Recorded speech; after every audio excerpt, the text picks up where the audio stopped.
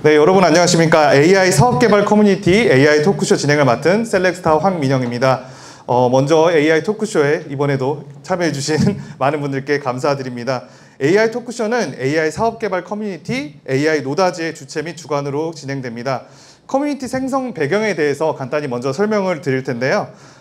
AI 노다지는 저희가 인공지능 학습 데이터 구축 사업을 셀렉스타에서 운영을 하면서 비전문가 분도 쉽고 편하게 AI 업계에 대한 정보 그리고 AI를 어떻게 도입할 수 있는지에 대한 정보를 공유하는 커뮤니티가 필요하겠다라고 생각되어 만들게 되었습니다. 그래서 저희 카톡방에서 요즘은 좀 많이 잠잠하긴 한데 AI 도입에 대해서 뭐 질문이나 있으시거나 이런 것들이 있을 때 많이 자유롭게 고민을 나누시고 서로 말씀 나누는 공간으로 사용하시면 되고요. 이제 커뮤니티에 참가를 원하시는 분은 여기 QR코드를 입력하시거나 카카오톡 오픈 채팅방에서 AI 사업개발이라고 검색하면은 한 130분, 140분 정도가 모여있는 오픈 채팅방이 나옵니다. 그래서 AI 사업개발, AI 스타트업 모임 등을 이제 검색해 주시면은 저희 채팅방에 들어오실 수가 있습니다. 많은 참여 부탁드리겠고요. 또 오늘 토크쇼는 더 똑똑한 인공지능을 위한 데이터, AI를 위한 올인원 데이터 플랫폼 셀렉스타가 함께하고 있습니다. 그리고 이번 토크쇼의 주제는 스포츠로 하나 되는 AI라는 제목으로 가고 있는데요. 또 첫 순서 때 이제 딥다이브 리더인 이성배님께서 요즘 핫한 AI 트렌드 이슈를 말씀해 주실 거고, 그 다음에 셀렉스타 김세엽 광부님께서 스포츠 이번에 특히 월드컵에 어떤 AI 기술이 들어가 있는지에 대해서, 그리고 또 저희가 축구랑 관련된 오픈 데이터셋이 있는데 그것에 대한 간단한 소개를 해 주실 거고요.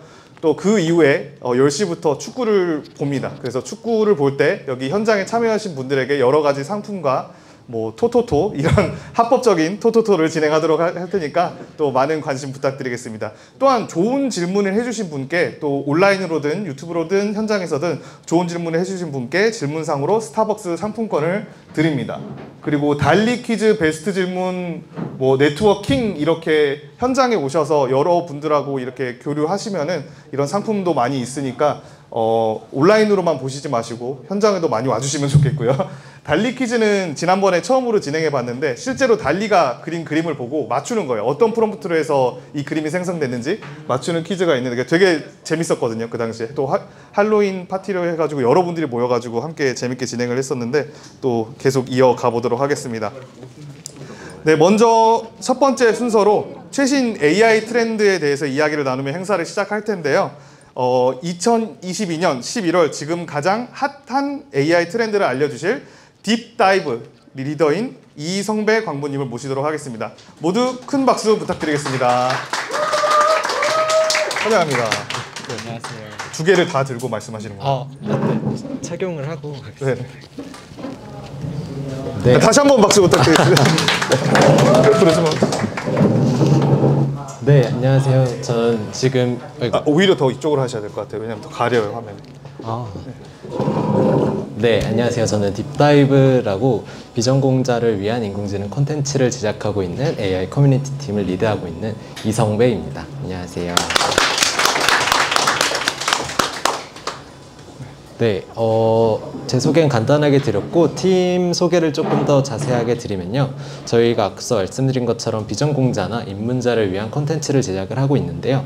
우선 이쪽에 보시는 QR코드가 아마 저희가 제작하고 있는 작업물들을 좀 많이 보실 수 있는 QR코드예요. 그래서 인스타그램 혹시 하시는 분 계시면 이렇게 한번 들어가 보셔도 좋을 것 같습니다.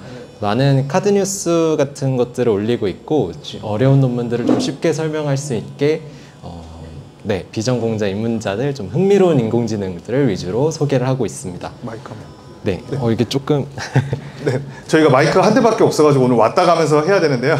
저희가 알기로 그 CVPR에 직접 그 크라우드 펀딩을 해가지고 다녀오셨다라고 제가 들었는데 어떻게 하셨냐면 크라우드 펀딩으로 CVPR의 학회, AI 가장 유명한 학회인 CVPR에 가서 그 리포트를 작성해가지고 책자로 만들어서 드리겠습니다의 명목으로 크라우드 펀딩을 하셔가지고 비행기값, 숙박비를 버셔가지고 가서 CVPR 리포트를 쓰셔가지고 그 책자로 출력을 해가지고 나눠드려서 배송을 해드렸었죠, 맞죠? 네. 네, 그에 대해서 좀 또 얘기를 함께 해주시면 좋을 것 같아요. 네, 알겠습니다. 네, 저희 CVPR이라고 컴퓨터 비전의 최고 학회를 갔었는데요. 참가했던 그 펀딩 비용을 좀 마련하기 위해서 네, 참가 비용을 마련하기 위해서 펀딩을 올렸었어요. 근데 이 콘텐츠를 어떻게 발행하는 게 가장 좋을까라고 생각을 했을 때 저희가 가장 잘할 수 있는 매거진의 형태로 발간을 해보자 라고 얘기를 했었고, 그래서 매거진 펀딩을 올렸는데 앞 슬라이드에서 보셨던 것처럼 그래도 꽤 괜찮은 금액이 모였어요. 그래서 저희가 이 금액으로 조금 펀딩도 하고 이렇게 발간을 해서 최근에 매거진을 보내드렸습니다. 네. 이어서 말씀 계속해주세요. 네. 저희가 주로 하는 게 이제 저희 매거진 말고도 지금 이렇게 세미나를 열고 있는데요. 저희가 프로젝트 활동들을 하고 있는 것들을 이렇게 발표할 수 있는 자리, 그리고 다른 외부인들도 초청을 해서 이렇게 같이 공유할 수 있는 자리를 마련을 했었습니다. 네. 이렇게 딥다이브 소개는 간단하게 마치도록 하겠습니다. 쭉 하면 될까요? 네네. 네, 제가 소개한 이번에 준비한 주제는요, 생성형 AI인데요. 2022년에 가장 핫한 트렌드가 뭘까를 생각을 해봤을 때 이 생성형 AI를 빼놓고 얘기할 수가 없었을 것 같아요. 이렇게 이미 세계의 기업들은 많이 들어보셨을 것 같고, 지난번에 참석하셨다면 노벨 AI 같은 것도 이미 보셨을 텐데요. 미드저니, 스테빌리티 AI, 노벨 AI 모두 이제 텍스트를 이미지로 변환할 수 있는 그런 모델들이 되겠습니다. 근데 제가 준비한 주제는 이것보다 조금 더 넓은 생성형 AI에 대해서 소개를 드리고자 합니다.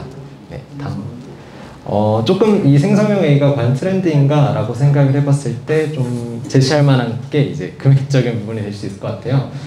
최근에 스테빌리티 AI에서 101 밀리언 달러를 했는데, 이거 우리 돈으로 계산했을 때 1,400억. 네, 1,400억 정도 되는 금액이라고 했어요. 그래서 이렇게 투자를 많이 받고 있기도 하고, 여러분들도 아마 많이 들어보셨을 것 같아요. 그래서 AI계에서 지금 핫한 주제인데 또 다른 분야는 어떤 게 있는지 설명을 드리도록 하겠습니다.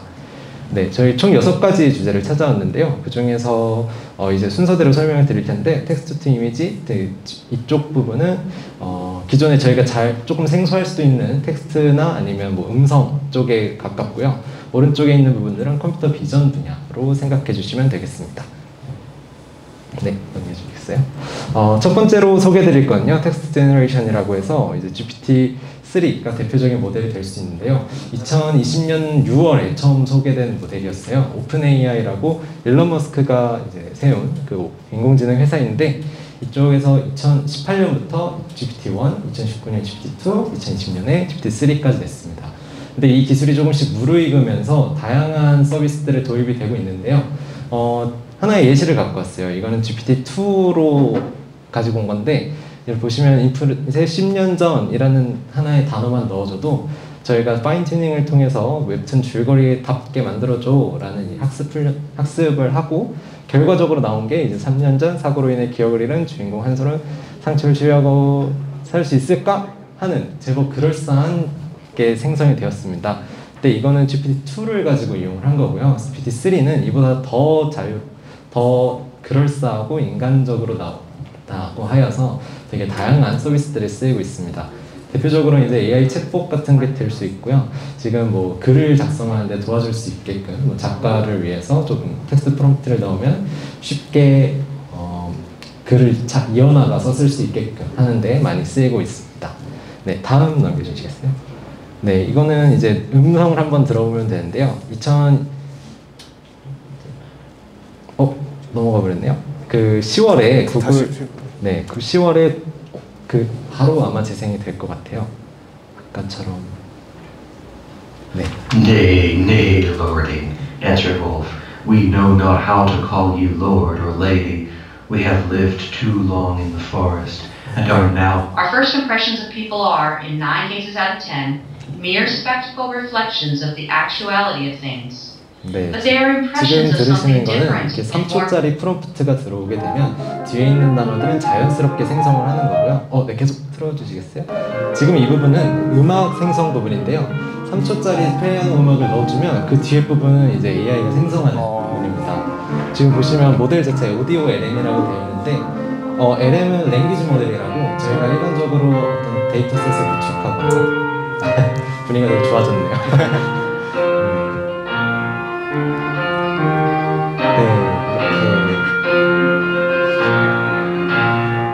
지금 네. 그럼 궁금한 게 네. 그럼 사람의 목소리가 처음에 매초되면은 그 팔로워에서 뒤에 부분을 생성해 주는 거는 그 사람의 목소리까지도 카피해 가지고 나오는 거고 네. 음악일 경우에는 스타일이랑 피아노 음색까지도 맞춰서 뒤에를 완성해 준다는 건가요? 네, 프리트레이닝 없이?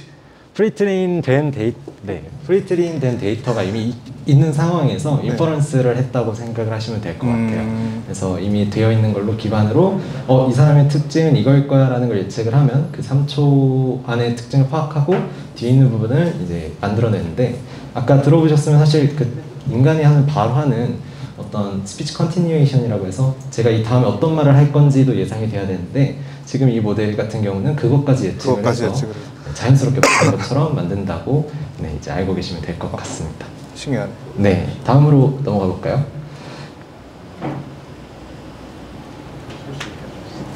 네, 다음으로 넘어가 보겠습니다. 아마 네, 비전은 조금 이게 자주 소개가 됐던 것 같아서 조금 러프하게 설명드릴게요. 첫 번째 이쪽에 보시는 건 이제 자주 보셨던 스테이블 디퓨전의 텍스트 이미지 모델인데, 이쪽 분야는 조금 생소하실 수도 있을 것 같아요. 이제 텍스트 투 3D 모델이라고 하면요, 지금 이렇게 빙글빙글 돌아가는 게 사실은 사진을 찍어서 다양한 각도에서 사진을 찍은 객체를 3D로 렌더링한 결과라고 생각을 하시면 됩니다. 대표적인 모델로 이제 널프 모델이 있는데, 널프 모델을 기반으로 지금 최근에 2022년에 굉장히 CVPR에 다녀왔을 때 굉장히 많은 논문들이 나왔었어요. 그래서 이것만 보고도 하나의 트렌드구나 라는 걸 이제 알 수 있고요. 이제 이렇게 만약에 3D 렌더링을 했다면 이것들을 게임이라든가 아니면 AR 시스템 같은 데 올릴 수 있을 것으로 기대하고 있습니다. 그리고 마지막 이쪽 제일 왼쪽에 오른쪽에 보이시는 텍스트 투 비디오 같은 경우는요, 텍스트 프롬프트를 입력을 하면 기존에는 이렇게 이미지를 만들어줬어요. 근데 이제는 영상까지 만들어주는 모델이 나오게 됐습니다. 지난달 10월 초에 아마 공개된 것으로 알고 있는데요, 구글에서 만드는 모델이고, 구글. 네. 구글에서 페나키라는 이제 모델로 공개를 했습니다. 근데 자세히 보시면 방금 곰 테디베어였다가 마지막 장면이 판다로 바뀌죠. 이것도 텍스트 프롬프트에서 처음에 테디베어가 샌프란시스코 한 바다에 빠졌습니다. 그래서 이렇게 헤엄을 치고 있고, 근데 알고 보니까 테디베어가 아니라 판다였습니다 했더니 이렇게 자연스럽게 바뀐 거예요. 그래서 그렇게 이제 연속적인 대입이 자연스럽게 바뀔 수 있는 것까지 학습이 되었다고 생각하시면 되겠습니다. 네, 다음 넘겨주세요. 네, 그래서 이렇게 만든 모델들은 크게 세 가지 모델로 말씀을 드릴 수 있을 것 같아요. 방금 보여드렸던 어떤 모델들의 기초가 되는 부분이라고 생각을 하시면 될 것 같은데, 이게 디퓨전, 어토리그레시브, 그 다음에 겐, 이렇게 세 가지를 말씀드릴 수 있을 것 같습니다. 네, 다음 넘겨주시면, 디퓨전 모델 같은 경우는 초기에 이렇게 기존에 저희가 이미지를 갖고 있으면 여기다가 조금씩 노이즈 데이터를 더합니다. 그리고 노이즈 데이터를 다시 없애는 과정에서 이미지의 어떤 피처를 획득을 하고 그것에 맞게 이미지를 생성해내는 과정이라고 알고 계시면 좋을 것 같아요. 그리고 대표적으로 2020년에 나온 이 DDPM이라는 모델이 되게 기초가 되는 모델 논문이 될 텐데요. 참고해서 읽어보실 분들이 있다면 참고해서 읽어보셔도 좋을 것 같습니다. 네, 대표적으로 달리라든지 국내에서 카카오은행에서 만든 칼로라든지 이런 모델들이 디퓨전, 스테이블 디퓨전 베이스로 되어 있고, 이게 노이즈를 점점점 걷어내면서 원래 프롬프트에 있었던 이미지를 역으로 생성해내는 원리라고 이해가 되는데 맞으신 거죠? 네, 그런 식으로 그런 식으로 중간중간 한 번씩 제가 짚어보려고 네, 좋습니다. 네, 잘 정리를 해주셨는데요. 네, 그렇게 이해해 주시면 되겠습니다. 네. 다음 넘겨주시겠어요? 두 번째는요, 어토리그레시브 모델이라고, 사실은 경제학이나 다른 분야에서도 되게 많이 쓰이는 모델이었어요.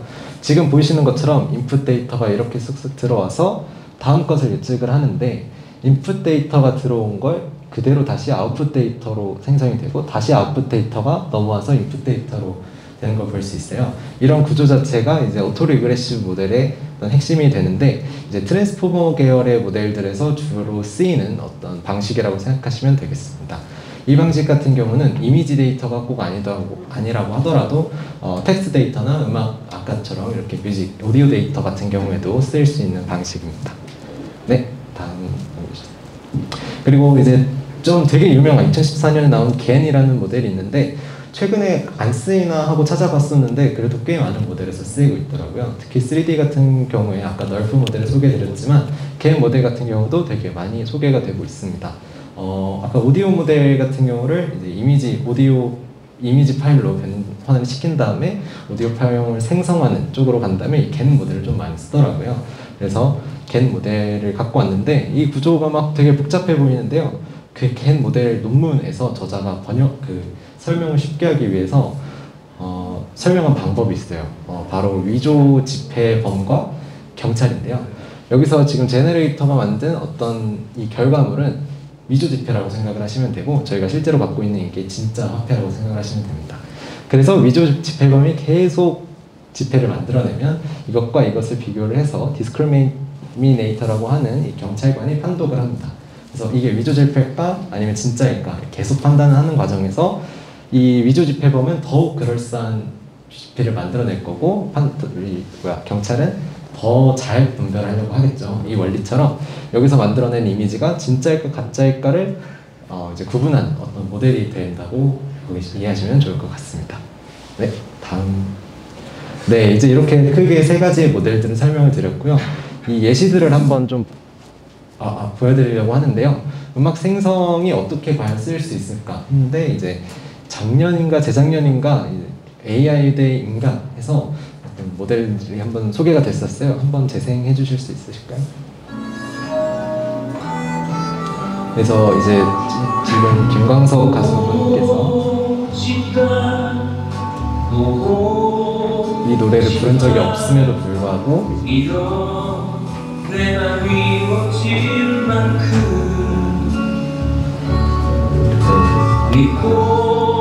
되게 자연스럽죠.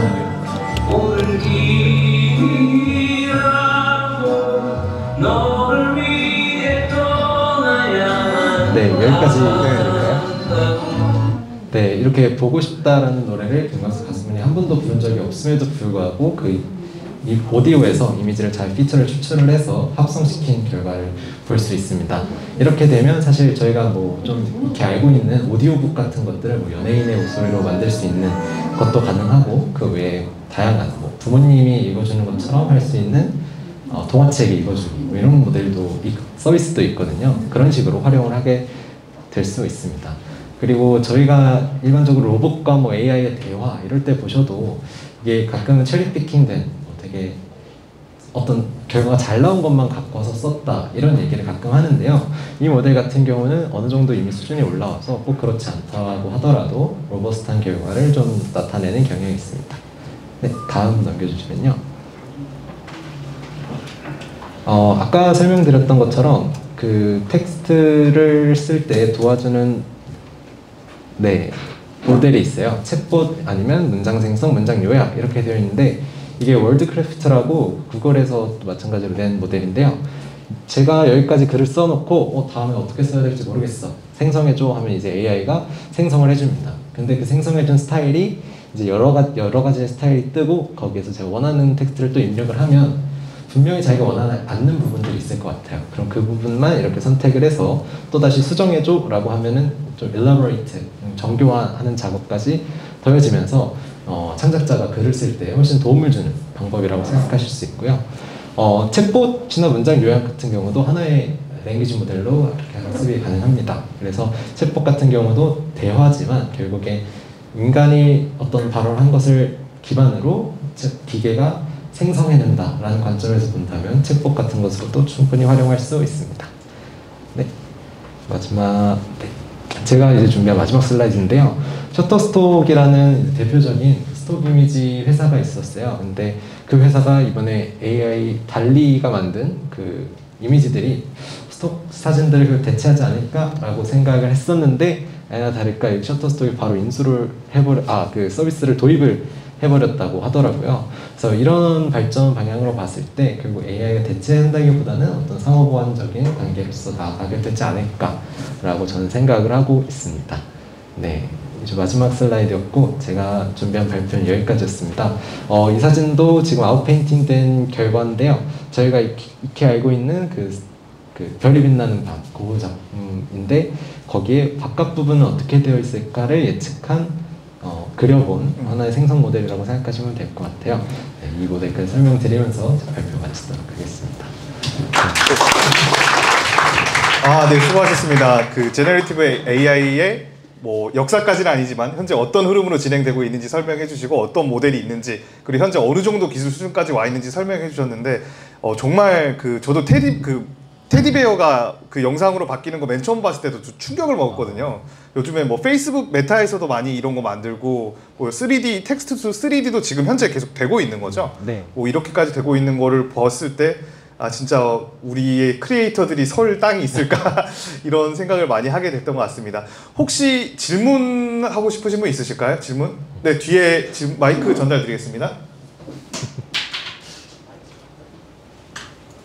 근데 이게 마이크를 왔다 갔다 해야 돼가지고 크게 말씀해 주시면 제가 정리를 해드릴게요. 말씀을 크게 드릴게요. 네. 모도의 연구소에서 왔는데 지금 발표하신 주제랑 비슷한 주제로 세미나를 하나 들었었거든요. 근데 아마 다들 보셨을 영화 중 하나가 미션 임파서블이라는 영화에서 그 목소리만 몇 문장 읽게 하면 그 사람 목소리를 따라하는 그 기술이 있었는데 실제로 그 PPT 시연하신 분이 지금 적용 가능한 기술이다라고 말씀하셨거든요. 근데 다들 아시겠지만 보이스피싱이 요즘은 진짜 자녀 번호로 오거든요.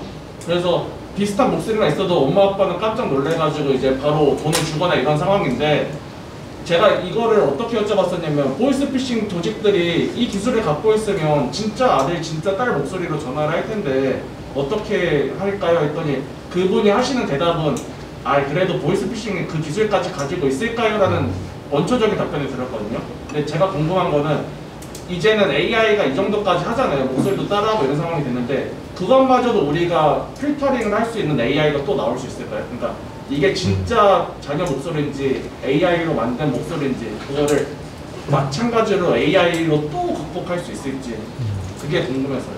네, 질문을 영상으로 보시는 분들을 위해서 요약을 해드리면은 사람이 음성까지 너무 완벽하게 따라하고 앞에 3초만 말해도 뒤에 이어서 말을 해버리는 정도의 모델이 나왔는데 그렇다면은 보이스피싱범이나 이런 윤리적으로 문제가 있는 분들도 이런 기술을 도입을 해가지고 범죄에 악용될 수도 있지 않을까, 이것에 대해서 어떻게 대비할 수 있을까, 그거를 잡을 수 있는 AI가 오히려 나올 수 있을까에 대해서 궁금해 하시는 것 같아요. 맞죠? 네, 맞습니다. 네네. 그거에 대해서 생각하시는 거 답변 한번 주시면 크게 말씀해 주세요. 네, 되게 좋은 질문 감사합니다. 왜냐하면 오디오 LM이라고 아까 그 모델이 정확하게 어떻게 보면 짚어서 말씀을 해주셨는데 그 논문의 저자들이 쭉 써놓은 그 말단에 보면요, 윤리적인 부분에 대한 언급을 실제로 합니다. 그래서 이 부분이 악용될 수 있을 여지가 있다 보니까 이것을 디텍트할 수 있는 모델을 했는데 그 모델을 생성한 게 아니고 오디오 LM이 생성한 모델을 자동으로 이제 디텍트해서 우리가 이걸 구분할 수 있을까를 했을 때 우리는 어느 정도 90몇 % 이상을 구분했다라고 설명을 해놨어요. 그래서 실제로 이렇게 책임 있는 AI에 대해서도 연구가 많이 되고 있고, 실제로 이렇게 생성 AI 같은 경우는 위조나 변조의 가능성이 굉장히 높기 때문에 연구자들 자체적으로 내부 필터링이나 아니면 그걸 통해서 모델을 공개하기 전부터, 이렇게 디플로이하기 전부터 좀 사전에 예방할 수 있는 장치들을 계속 같이 연구하고 있다고 소개를 했었습니다.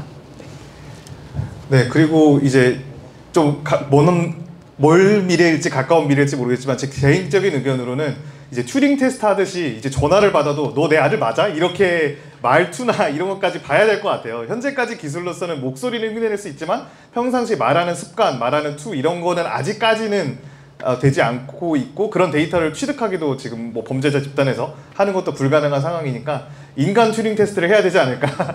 뭐 내용에 대해서 뭐 나만 알고 있는 거 말해봐 뭐 이렇게 해야 된다든지 좀 그렇게 미래에는 가게 되지 않을까 싶습니다. 질문을 원래 계속 더 받고 싶은데 지금 시간이 많이 흘러가지고 여기서 줄여야 될 것 같습니다. 참고로 이성배님께서는 저희 셀렉스타에서 일주일에 한 번씩 뉴스레터를 발간을 하고 있습니다. AI 업계에 대한 핫한 토픽이라든지 여러 가지 AI 업계의 핫한 뉴스들을 큐레이션 해가지고 매주 뉴스레터를 발송하고 있는데요. 거기에 들어가는 컨텐츠를 메인으로 작성해 주시고 계십니다. 그래서 이번 주, 그러니까 어제 발송됐던 거는 오늘 GPT-3 얘기 나왔는데 GPT-4가 온다. GPT-4는 튜링 테스트도 통과했다더라. 튜링 테스트는 뭐 모르시는 분들은 이제 진짜 컴퓨터인지 사람인지 아예 분간이 불가능할 정도가 튜링 테스트 통과하는 거라고 하는데, 그것까지 통과한 모델이 GPT-4가 곧 오고 있다 뭐 이런 내용으로 작성을 해주셨는데, 매주 이렇게 진짜 유익한 내용으로 작성해주고 계시니까 뉴스레터 구독도 많이 부탁드리겠습니다. 네, 오늘 수고해주신 이성배 광부님께 큰 박수 부탁드리겠습니다. 네, 수고 많으셨습니다. 네, 다음은 이제 오늘 또 축구 경기가 있으니까 스포츠에 관련된 주제가 빠질 수가 없는데요. 셀렉스타에서 오픈 데이터셋이라는 홈페이지를 운영을 합니다. open.selectstar.ai라는 곳이 있는데 거기 들어가 보시면은 피투게더라고 하는 스타트업이랑 셀렉스타가 콜라보레이션 해가지고 무료로 축구 이미지 데이터셋, 축구에 대한 그 TV 중계 화면의 앵글에 이미 영상을 수집을 해서 사람과 볼의 바운딩 박스 해가지고 트래킹 해놓은 데이터셋을 무료로 공개를 해놨습니다. 그래서 AI 연구나 공부하고 싶으신 분들 무료로 받아볼 수 있는데요. 그 데이터셋에 대한 설명을 비롯해서 이번에 월드컵에 어떤 AI 기술이 들어가 있는지 소개를 해주시겠습니다. 김세엽 광부님은 셀렉스타 저희 대표이사로 저희 총수령님이시고요. 네, 네, 카카오벤처스 시드 투자 사업 유치가 아니라 지금 총 누적 투자액이 134억 정도 되고 연매출 60억 정도 되는 셀렉스타의 대표이사를 맡고 계십니다. 네, 그리고 뻔뻔하게도 스포브스 썰이 언더 썰이 됐다고 자기가 적어놓으신 건지 모르겠지만 선정이 됐습니다. 네, 한번 앞으로 모실 때 박수로 한번 환영 부탁드리겠습니다.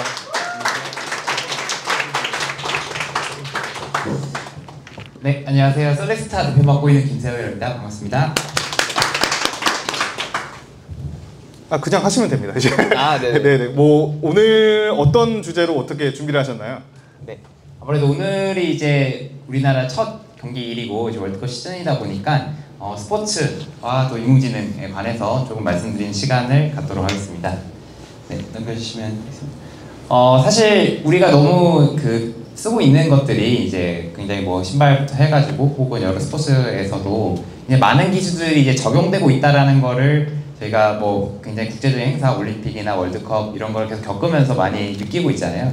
실제로 굉장히 많은 적용들을 하고 있다고 합니다. 뭐 여기 있는 이제 마라톤 선수의 이제 그 신발에서도 이제 마라톤 선수들이 굉장히 오랜 한 2시간 정도를 넘게 뛰고 있는데 거기 안에 있는 온도도 굉장히 높고 습도도 굉장히 높다고 합니다. 근데 이제 그런 어떤 첨단 소재나 이런 것들을 사용해가지고 그런 온도와 습도를 굉장히 잘 조절하는 걸로 그 마라톤 선수들의 기록도 향상되는 그런 걸로 하고 있는데요.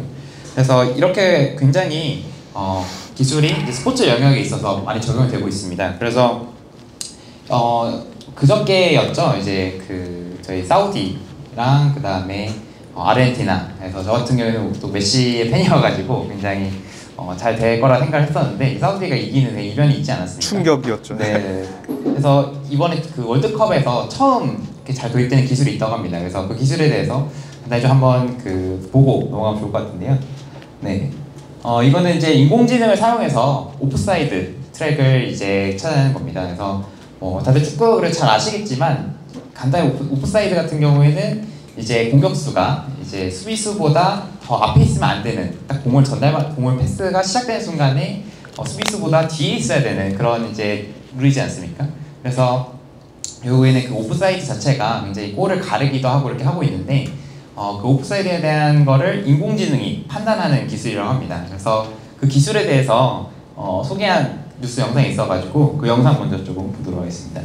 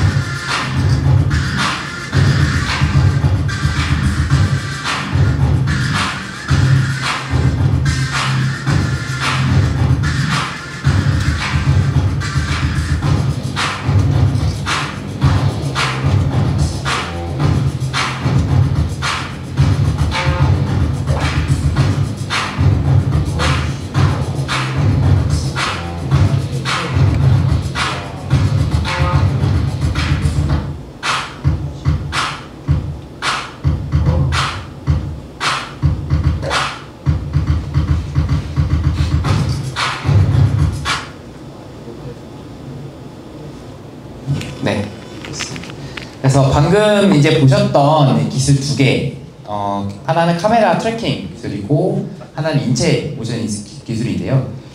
이전에 바로 직전 월드컵이 2018년 러시아 월드컵이었는데 그때는 이제 VAR을 해가지고 비디오 판독으로 해서 뭔가 되게 중요한 순간인데 오프사이드가 의심된다. 그러면 이제 그 영상을 잠깐 임시 정지해가지고 이렇게 선을 긋습니다. 다들 보셨을 텐데 그래서 그 선을 그어가지고 이거 옵사이드인지 아닌지 사람이 일일이 판독해서 하다 보니까 시간이 굉장히 오래 걸렸다고 해요. 최소 뭐 1, 2분 이상 걸리고 하다 보니까 경기 굉장히 흐름도 끊고 이런 것들이 많았는데 또 아무래도 그것도 사람이 하다 보니까 오차가 생길 수 있고요. 근데 얘 같은 경우에는 아예 그냥 그 계속 카메라가 그 경기장 자체를 계속 3D화를 해서 갖고 있다고 보시면 됩니다. 그래서 굉장히 복수의 카메라가 계속 이 선수들과 공의 위치를 계속 따라가면서 이 경기장 자체를 3D화를 하고 있고 거기다가 이제 그 인체 모션들을 이제 센서 없이 비전 기반으로 인식을 하기 때문에 그걸 사람의 어떤 이 신체 바디 자체를 3D로 이렇게 저희가 이렇게 그 3D화를 해서 그걸 통해서 업사이드, 오프사이드를 자동으로 이제 판독하는 그런 이제 기술입니다. 그래서 실제로 제가 축구에 관심이 있다 보니까 이번에 사우디아라비아가 이제 아르헨티나를 이길 때 오프사이드 트랩을 굉장히 많이 잘 썼다고 해요. 사실 그렇게 할 수 있었던 이유가 사실 오프사이드가 기존에는 굉장히 그 VAR도 있기 전에는 딱 사람이 보고 부심이 딱 들었을 때를 판단하지 않습니까?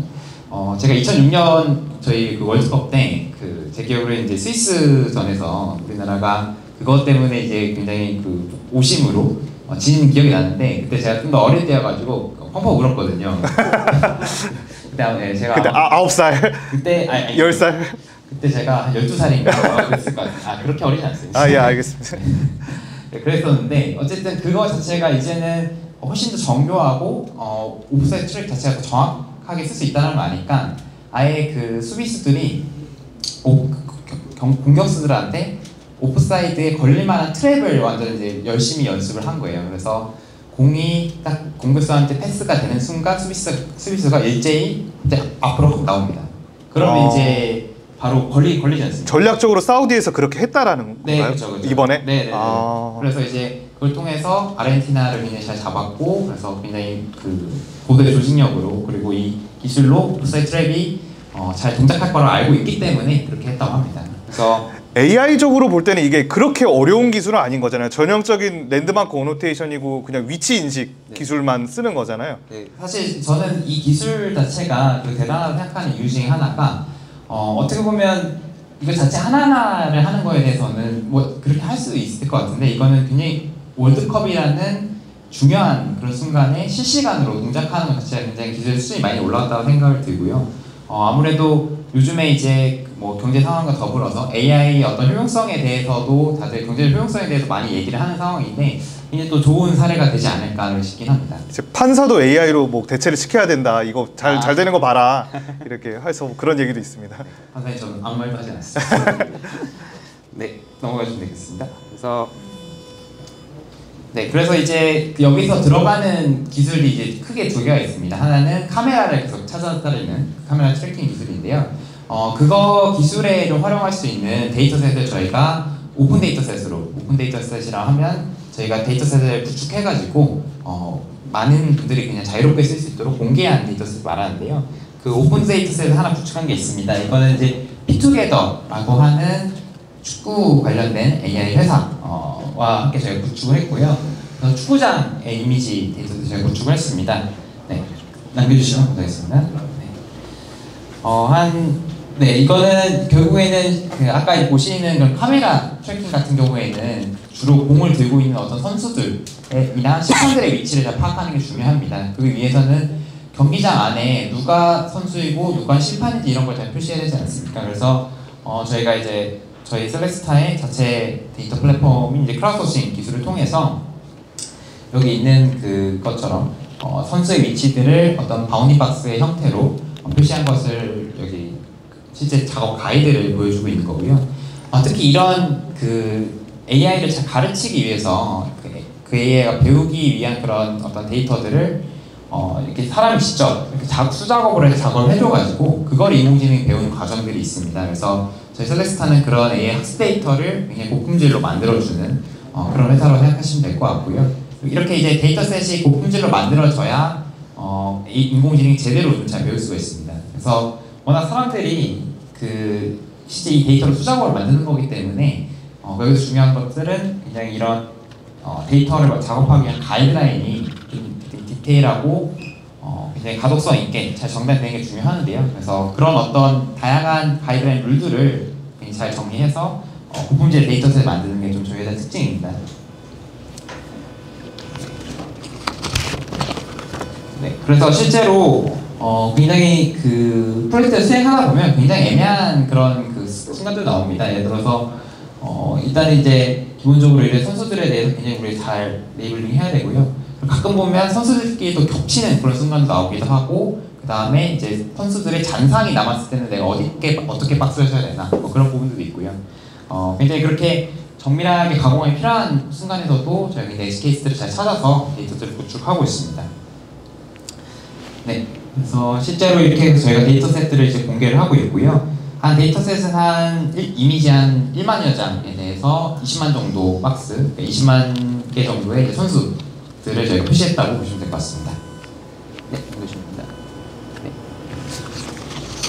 실제로 저희 홈페이지에 들어가 보시면 이 P2G뿐만 아니라 여러분들 아시는 삼성이나 LG, SKT 같이 굉장히 그 많은 그 AI 기업들이 말씀해 주시는 게 저희 회사를 일하시면서 데이터 퀄리티에 대한 부분, 특히 가이드라인을 잘 정리하고 에지 케이스에 대한 어떤 핸들링, 그다음에 이제 실제 검수나 이런 것들을 통한 데이터 품질에 대해 굉장히 많이 얘기를 하십니다. 그래서 데이터 품질에 대한 부분을 가장 또 1 가치로 생각하고 있고 굉장히 강점을 갖고 있고요. 그래서 이런 데이터셋을 통해서 저희가 항상 좀 잘 구축을 하고 있습니다. 그리고 이제 방금 말씀드린 거는 실제로 그 카메라 트래킹에 쓸 수 있는 어떤 데이터셋이고요.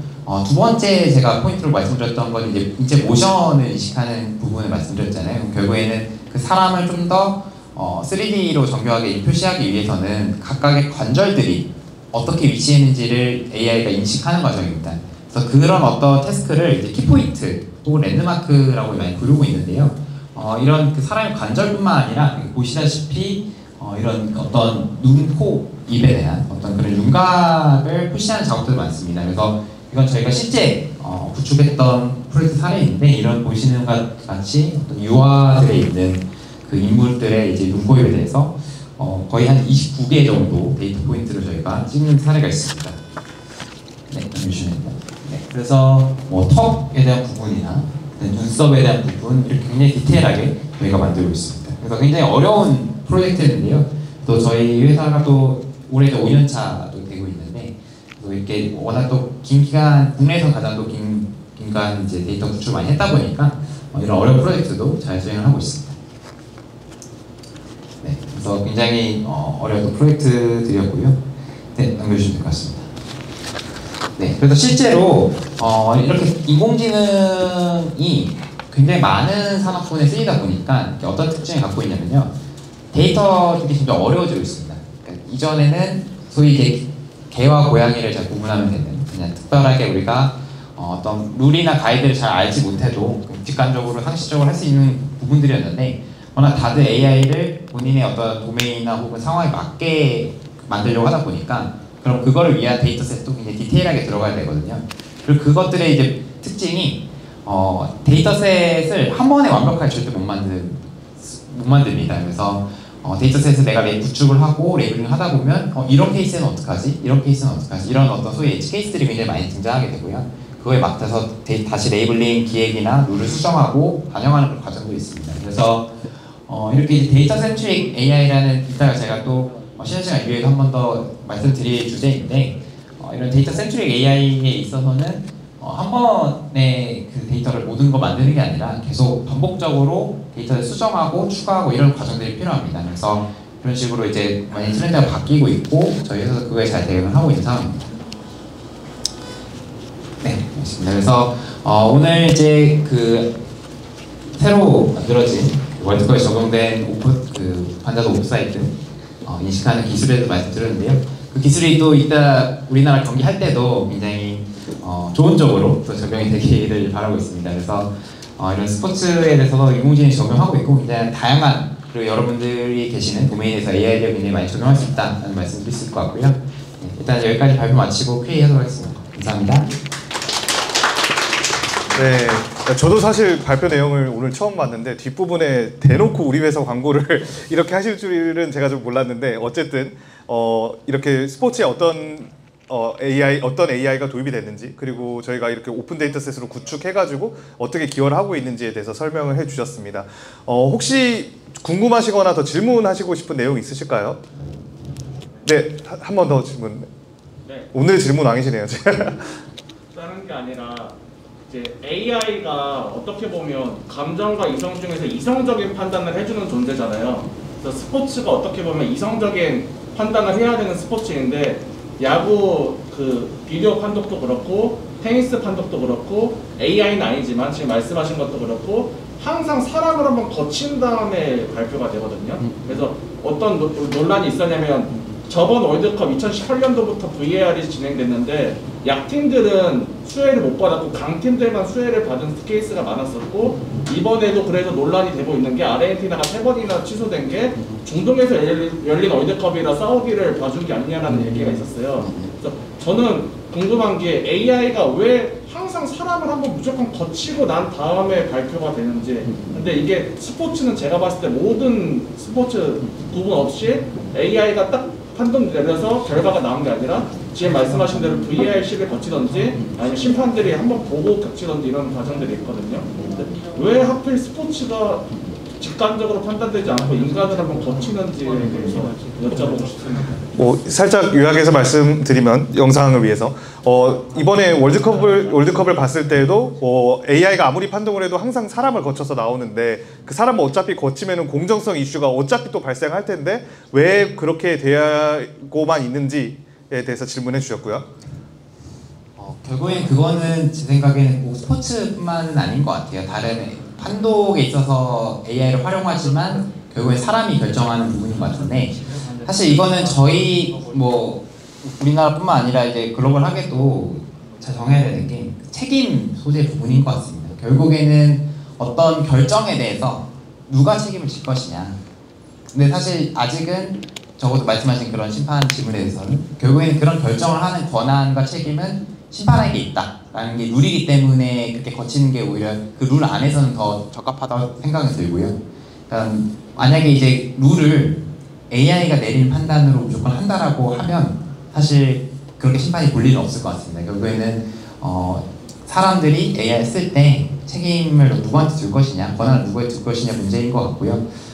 제 생각에는 그 AI가 하는 게 훨씬 더 정확해지고 그게 어떤 공감대나 이런 게 다 충분히 형성이 되면 자연스럽게 그런 것들은 룰이 바뀔 수 있지 않을까 생각이 들긴 합니다. 아직 워낙 가독이다 보니까 그런 부분이 있을 것 같습니다. 네, 제 생각에는 그리고 또 지금 현재 아직 국제 축구 룰이 바뀌진 않았잖아요. 결국에는 사람이 심판이 심판해야 된다라는 게 현재 룰일 텐데, 거기에 AI가 보조 수단으로 현재는 아직까지 들어와 있는 격이라서 그 한계가 있는 것 같아요. 그리고 뭐 미래에는 아예 그 룰이 바뀌게 된다면은 뭐 이런 논란의 여지도 없겠죠. 그런 취지의 답변으로 이해했습니다. 뒤에 계신 분 질문. 네. 혹시 마이크 필요하신가요? 아니면 말씀? 네, 마이크 전달 좀 해주시겠어요? 제가.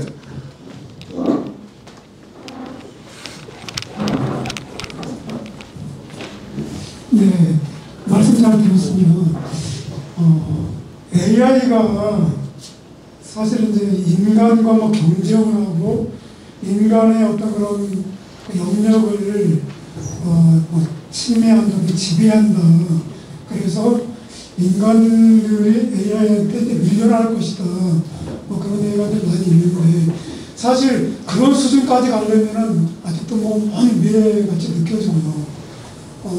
AI가 이제 사실 인간의 어떤 그런 할 수 있는 일, 할 수 없는 일, 그 속에서 어떤 협업을 통해서 인간이 어떤 도구를 삼아서 인간의 어떤 그 삶의 질이나 또 어떤 영역에서 발휘할 수 있는 능력을 극대화하고, 또 AI를 통해서 우리가 좀 더 행복하고 뭔가 우리의 어떤 꿈을 실현하는 어떤 도구로서의 기능을 하게 되고 또 앞으로 하게 되지 않을까, 그런 생각을 하면서, 스포츠 말씀하셨는데 데이터를 많이 수집을 해야 되잖아요. 그래서 정말 고품질의 학습을 통해서 그 데이터를 통해서 또 그 AI가 학습을 통해서 또 더 나은 어떤 데이터를 창출하고 그것을 또 인간이 활용을 해서 스포츠나 모든 산업 분야에서 어떤 그 모든 것들을 좀 업시킬 수 있을 것 같은데요. 그런 어떤 데이터를 수집하는 데 있어서 데이터를 제공하는 어떤 선수들이 데이터를 제공하지 않습니까?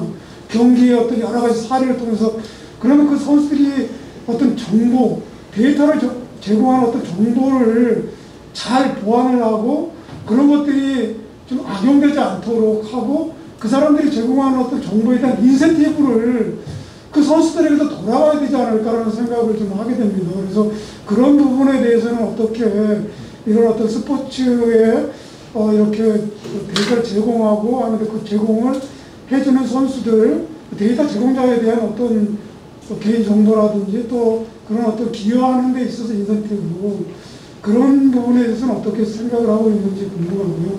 앞으로 이때 심판이 좀 더 나은 판정이 중요하지 않습니까? 공정한 그런 부분에 대해서 AI가 기여하는 부분이 굉장히 많을 거라고 생각이 들어지는데 지금 오프사이드에 대해서만 얘기를 했지만은 여러 규칙이 많지 않습니까? 뭐 핸들링, 페널티킥 이런 여러 가지 있는데 그런 부분에 대해서 데이터나 그런 어떤 그 부분에 대해서는 어떻게 지금 준비되고 있는지 궁금합니다.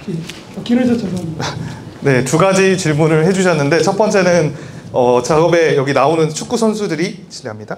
축구 선수들에게 보상이 어떻게 되었는지에 대한 거랑 또 두 번째는 이 뭐 오프사이드 건 제외하고 다른 것들에 대해서는 어떻게 되고 있는지 그렇게 물어보셨는데요.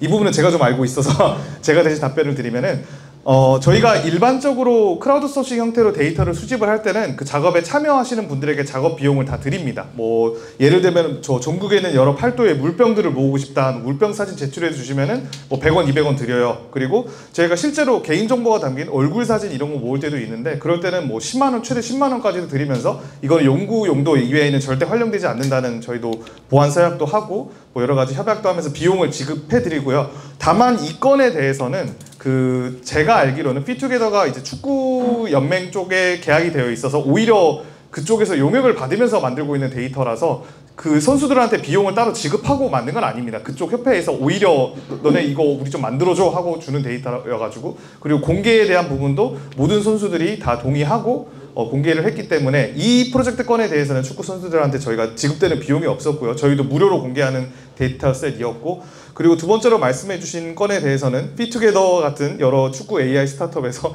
열심히 잘 만들고 있을 것이라고 생각됩니다. 저희는 일단 같이 협업해서 무료로 공개하는 데이터까지만 만들었고요. 만약에 누군가가 저희한테 돈을 주면서 이런 거 만들어 주세요 하면 열심히 잘 만들 자신이 있습니다. 네. 약간 첫 번째 질문 관련해서 좀 더 일반화적으로 좀 제가 말씀을 드리면 결국에는 AI 서비스를 만드는 데 키는 AI 플라이 힐 혹은 데이터 파이프라인이라는 거 굉장히 잘 만드는 게 중요합니다. 말씀하신 어떤 데이터의 선순환, AI로 이루어진 서비스가 굉장히 잘 되면 그 서비스를 사용하는 사람들로부터 어떤 실제 와일드 혹은 월드에서의 상황들의 데이터들이 들어오게 되거든요. 그러면 그 데이터 중에서 AI가 못하는 케이스들을 잘 골라내는 게 중요합니다. 보통 그런 경우는 특히 서비스가 잘 돌아갈 때는 유저들의 피드백이나 서비스 내의 어떤 성능 지표들을 통해서 잘 찾고 그런 엔지 케이스들에서 인지가 되면 그 데이터 위주로 추가적으로 데이터를 구축한 다음에 그 데이터를 다시 재학습을 시키고 그러면 다시 또 AI 자체가 더 못하는 거에서 오답노트 발효듯이 더 잘 배울 거잖아요. 그럼 성능이 올라가고 그럼 그게 계속 선순환을 잘 돌리는 게 굉장히 중요합니다. 그래서 실제로 테슬라 같은 경우에는 그걸 가장 잘하고 있는 회사입니다. 그래서 그 전 세계에서 자율주행차가 돌아다니고 있고 테슬라가 정의한 이게 AI가 지금 못하는 케이스다라는 거를 이제 정의를 해뒀습니다. 그래서 그런 상황들이 포착이 되면 바로 중앙 서버로 데이터를 쭉 땡겨와요. 그 다음에 그 데이터 위주로 레이블링해서 모델 재학습시켜서 다시 보충하는 그런 사이클이 있는데 AI 서비스를 잘 발전시키기 위해서는 그런 사이클이 만들어지는 게 중요합니다. 근데 사실 이거는 크게 보면 저희가 항상 해왔던 부분이기도 한 게 일반적인 어떤 앱이나 서비스를 만들 때도 실제로 유저들의 피드백들을 뭐 설문 같은 게 아니라 그냥 진짜 유저들의 어떤 반응이나 이런 걸 알기 위해서 저희가 여러 로고들이나 이런 것들 잘 심잖아요. 그래서 유저들이 어디서 이탈하는지 이런 퍼널 분석들을 같이 하면서 저희가 서비스들을 개선하게 되는데 그런 좀 일환이라 생각을 하고요. 다만 약간 요즘 같은 경우 워낙 개인정보에 대해서 민감하다 보니까 그런 서비스 내에 있는 개인정보 데이터가 서비스 발전에 활용되는 부분에 대해서는 사회적으로도 뭔가 내 개인정보 쓰는데 뭔가 나한테 돌아오는 게 있어야 되는 게 아닐까? 그런 것들이 조금 논의가 되고 있는 부분은 있는 것 같습니다. 그래서 그건 아마 사회적인 공감대가 어떻게 가야 될지는 지켜봐야 되지 않을까 싶긴 합니다. 네, 긴 답변 감사드리고요. 제가 지금 모바일 핸드폰 만지고 있는 게 제가 딴짓하는 게 아니라 온라인 질문 체크하고 있는 겁니다. 참고로 그 스포츠 분야에서 인공지능을 도입을 위해서 사전에 중요하게 고려하고 점검해야 될 요소들은 무엇인가요? 뭐 스포츠 분야가 아니라 모든 분야에 해당되는 것 같은데 어떤 분야에 AI를 도입하자라고 고려할 때 뭐 어떤 부분을 고려하고 점검해야 된다고 생각하시는지 혹시 의견 좀. 사실 그 아까 이제 질문 주신 분께서 말씀 주신 거랑 굉장히 일맥상통한데요. AI는 정말 도구입니다. 그냥 문제를 해결하고 어떤 행동을 혹은 어떤 이제 기능을 자동화하기 위한 도구일 뿐이라는 걸 생각해 주시면 될 것 같아요. 그래서 그러면 내가 AI 도입한다고 했을 때 첫 번째로 던져야 될 질문은 내가 자동화를 해야 되는 어떤 문제 혹은 부분은 어디인가? 나의 지금 비즈니스 사이클 중에서. 그래서 그걸 정의하는 것부터가 정말 출발입니다. 그래서 이건 사실 AI도 아니고요, 데이터도 아니고요. 그냥 어떤 게 문제지? 문제를 정의하는 역량이 가장 중요하다고 생각합니다. 그래서 그게 잘 되지 않으면 사실 정말 많은 돈을 들여서 AI를 하고 데이터를 구축해도 의미가 없습니다. 그래서 그게 굉장히 중요할 것 같고, 그래서 그 문제를 자동화했을 때 우리가 얻을 수 있는 경제적 이점이 무엇인가? 그거를 비교해야겠죠. 그럼 그 이후에는 그걸 정말 AI로 만들 수 있어? AI를 만들기 위해서는 어떻게 얼마만큼의 리소스가 드는지를 가늠하고, 그럼 또 ROI를 저희가 이제 비교를 하겠죠. 이건 도입하는 게 이득이다라고 했을 때는 도입을 시작하게 되는 거고, 그때 이후부터는 어쨌든 AI 도입하는 거에서 정리가 됐으면 뭐 좋은 모델을 잘 가져와서 그 다음에 가장 중요한 거는 고품질의 데이터, 저희 회사와 같이 고품질의 데이터를 쓰는 게 가장 중요하고요. 근데 이게 한번 만들고 나서 말씀드렸던 것처럼 한번 학습시키고 끝나는 게 아니라 엣지 케이스를 계속 잘 찾는 게 중요하기 때문에 그 데이터 파이프라인 사이클을 어떻게 만들 것인가, 그게 가장 중요합니다. 그래서 어떻게 하면 내가 계속 AI 약점들을 자연스럽게 서비스 내에서 찾을 수 있을까, 그런 구조를 만드는 게 가장 중요할 것 같습니다. 네, 그리고 저희 오토피디아 조재영 강부님이랑 진행했던 토크쇼에 오셨던 분들이면 기억할 텐데 어떤 AI 모델을 만들기 전에 이 모델을 만들기 위해서 데이터를 수집하고 이 모델 개발을 하는 게 이게 의미가 있을까? 이게 진짜로 AI 모델로 될까?를 판단하는 기준이 있대요. 그때 뭐 기억하시는 분은 기억하시겠지만 인간지능을 활용한다고 합니다. 개발자를 방에다가 6시간 동안 가두고 그 이미지 데이터를 소량으로 한 100장, 200장 정도 준비해서 트레이닝 학습용 세트와 그리고 실제 시험지를 분리를 해놓습니다. 그래서 실제로 개발자한테, 사람한테 너 이거 공부해봐, 이 이미지 분류하는 거 공부해봐. 거기서는 오토피디아 얘는 이 타이어가 마모도가 심해서 교체를 해야 될 수준일까요? 를 공부하는 거였는데 인간지능으로 개발자가 6시간 동안 그걸 계속 공부를 했다고 합니다. 한 100장, 200장 보고. 그리고 새로운 사진을 딱 내놨을 때 이건 교체해야 돼. 정답은 있겠죠. 정답은 카센터 사장님들이 정답을 정해줬는데 몇 번 맞춰봅니다. 근데 이게 잘 맞춰져. 그러면 이거 인간지능으로 돌려보니까 잘 되네? 이거 모델 만들면 되겠다. 사진 본격적으로 수집하자. 이렇게 판단을 들어갔다고 합니다. 그래서 어떤 문제에 대해서 직접 사람이 반복적으로 조금의 학습으로도 해결이 가능하다? 그거는 AI로도 해결이 가능하다라는 판단으로 됐다고 합니다. 그래서 되게 저는 이게 몇 달 전에 들었던 얘기인데 이게 너무 신선하고 재밌어가지고 AI 도입에 대해서 물어보시는 분들에게는 항상 들어드리는 예시입니다. 여기가 저희가 사전 질문 왜 받았냐고, 사전 질문 답변 안 해줄 거면 왜 받았냐고 저희 팀원들한테 연락이 와가지고 제가 사전 질문이 오신 분들 중에 선정한 분이 있어요. 근데 이거는 저희가 질문에 대한 답변이 첫 번째 거 겹치는 것 같고 하나 넘어가도록 하겠습니다. AI 기술을 통해서 어떤 문제점을 해결하려는 포인트에 대한 정보를 찾기가 어려워요. 어떤 문제를, 이거는 저도 모르겠는데 어떻게 생각하시나요? 아까 제가 말씀드린 거랑 동일하게 좀 말씀드려야 될 것 같고요. 결국에는 어떤 부분을 내가 자동화해야 될지 혹은 어떤 부분을 좀 더 효율화해야 될지 그 부분에 대한 어떤 정의부터 가장 출발일 것 같습니다. 그래서 그 부분을 가장 잘할 수 있는 분은 제 생각에는 그 도메인의 전문가분들이지 않을까 싶긴 합니다. 네, 여기서 저도 아직도 한 번 더 말씀드리는 모범적인 예 오토피디아에서는 거기는 AI 전문가들이 모여서 스타트를 했는데 첫 번째 모바일 앱에 아예 AI를 도입하지도 않았다고 합니다. 그래서 계속 거기는 사람들이 자동차에 문제가 있을 때 상담을 받는 앱이었는데 그 상담 들어오는 내용을 계속 분석을 해보니까 전체 상담의 거의 10% 이상이 자동차 타이어 마모도다 라고 판단이 돼서 이거 자동화할 수 있을까? 그렇게 좀 단순 반복적인 업무가 많이 되는 것들부터 분석이 들어가서 찾았다고 합니다. 그래서 어떤 문제점을 해결해야 할지를 찾는데도 그런 관점에서 접근해 보면 되게 좋을 것 같습니다. 노가다로 자동 반복으로 뭘 하고 있는가를 보는 거죠. 네, 다음. 아우 길다. 네. 아무리 보수적인 산업이라 하더라도 기술이 발전함에 따라 변화는 불가피합니다. 처음에는 진통이 있기 때문입니다. 네. AI 창작 기술 같은 게 예술가의 위기라고도 얘기하지만 한편은 새로운 도구로 생각하기도 합니다. 새로운 변화를 어떻게 바라보시는 편인가요? 아까 이성배님께서 말씀해 주셨던 제너러티브 AI에 관련된 얘기인 것 같습니다. 네, 사실 저희 회사의 미션 자체가 이제 데이터를 통해 AI 산업을 발전시켜서 세상을 더 편하게 만든다는 어떤 미션을 가지고 모인 회사인데요.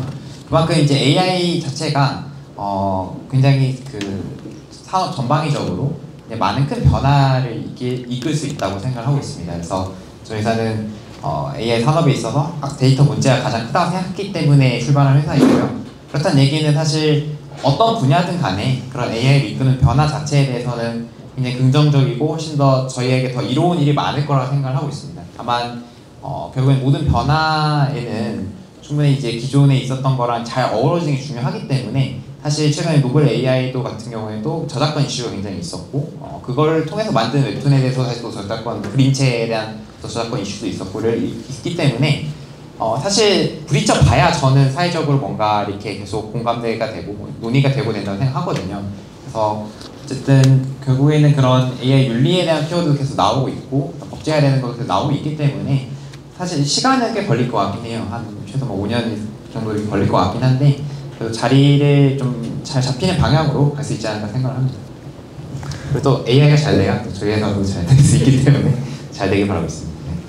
네, AI 업계가 잘 돼야지 셀렉스가 잘 되기 때문에 저희 이런 토크쇼도 진행을 하고 업계를 위해서 진행하고 있는 걸로 봐주시면 될 것 같습니다. 시간 관계상 Q&A는 여기까지 해야 될 것 같아요. 그래서 저희가 베스트 질문 2분 뽑아서 스타벅스 상품권을 드리는데 제가 세훈님이 한 분 뽑아야 되는데 사실 이성배님 하실 때 질문해 주셨던 분이 모두연구소 질문자분이 질문해 주셨는데 한 분 해주셨었기 때문에 시간 관계상 한 분밖에 못했지만 한 분 해주셨기 때문에 저는 저분을 뽑도록 하겠습니다. 네.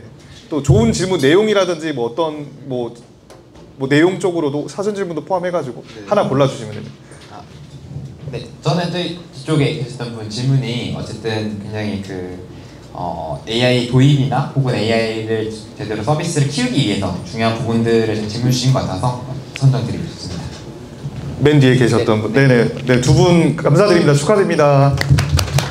네, 그래서 좋은 질문을 해주시면 스타벅스 상품권이 드리고 저희 시간 관계상 질문을 많이 받지 못하기 때문에 빨리빨리 해주시면 그냥 아무 말이나 하셔도 한 분밖에 질문 안 하셨을 때는 바로 상품의 주인공이 될 수도 있습니다. 그래서 많이 참고해 주시면 감사하겠습니다. 네, 지금까지 들어가세요 이제. 지금까지 자리를 지켜주신 여러분들께 감사드립니다. 네, 저희 입장에서 중요한 거 다 끝나고 뒤에 사람들이 더 늘어나셨는데 네, 이제 본격적인 네트워크 행사라 파티를 진행하기 전에 한 가지 공지사항을 전달드리도록 하겠습니다.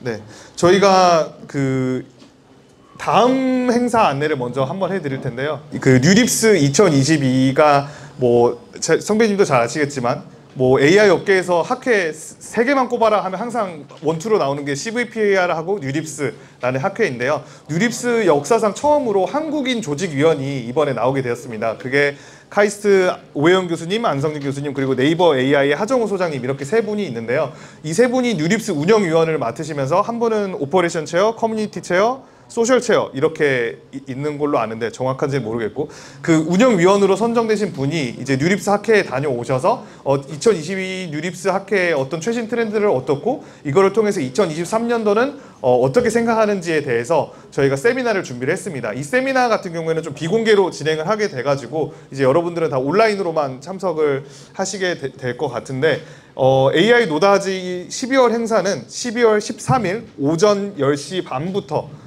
시작이 되도록 하겠습니다. 그래서 직장에서 합법적으로 살짝 시간을 루팡하셔가지고 저희 중요한 세미나다, 업계 인더스트리 인사이트를 얻는 세미나다라고 말씀하셔서 합법적인 월급 루팡이라고 표현할 수는 없고 하여튼 이런 세미나를 열심히 들어주시면 감사하겠습니다. 그래서 다음 세미나도 저희가 되게 야심차게 준비했으니까 많은 관심 부탁드리겠습니다. 네, 오전 10시 반 시작되고요. 네, 다시 슬라이드 다음 쪽. 네, 제가 시작하면서도 말씀드렸는데 저희가 이 토크쇼가 앞으로 계속 진행될 수 있는 원천 동력은 AI 사업개발 커뮤니티입니다. 카카오톡 오픈 채팅에서 AI 사업개발을 검색하셔도 되고 여기 QR코드를 찍으셔도 되는데요. 암호가 있습니다. 패스워드는 select입니다. SELECT를 입력하시면은 AI 사업개발 커뮤니티에 들어오실 수 있고 저희가 일주일에 한 번씩 AI 핫한 토픽들 그리고 업계 뉴스들 큐레이션해서 컨텐츠 올려드리고도 있고 또 자유롭게 대화 나눌 수 있는 커뮤니티이니까 많은 참여 부탁드리겠습니다. 그리고 저희 뉴스레터도 구독을 부탁드리겠습니다. 네, 저희가 많이 커뮤니티에 들어올수록 제가 또 옆에 대표이사님도 있지만 또 이 행사에 대한 예산을 점점 더 많이 받아서 또 푸짐한 상품을 준비할 수 있으니까 많은 참여 부탁드리겠습니다. 네, 지금까지 저희가 온라인 상으로도 시청하고 계시는 분들을 위해서 준비하신 AI 커뮤니티 세미나는 여기까지 마치도록 하겠습니다. 온라인 상으로 시청해 주신 분들 감사드립니다. 다음 달에 뵙겠습니다. 감사합니다.